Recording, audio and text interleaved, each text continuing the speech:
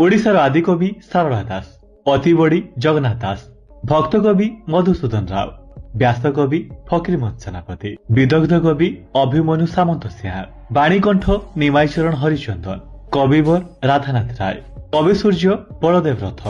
कांत कवि लक्ष्मीकांत महापात्र, कविचंद्र कालीचरण पट्टनायक, छंद कवि राधामोहन गणनायक, कवि मंजुल कृष्ण प्रसाद बसु, जातीय कवि वीरकिशोर दास, कविशेखर चिंतामणि महांती, किशोर कवि श्यामसुंदर दास, गणकवि वैष्णव पाणी, प्रकृति कवि गंगाधर मेहर, प्रेम कवि मायाधर मानसिंह, पल्ली कवि नंदकिशोर बड़,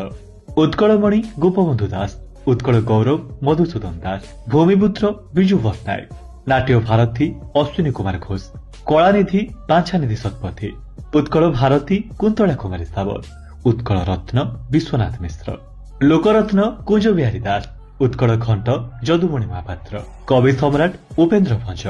सन्थ कवि भीम भुई, स्वभाव कवि गंगाधर मेहर, कर्मवीर गौरीशंकर राय, उत्कल केशरी हरेकृष्ण महाताब।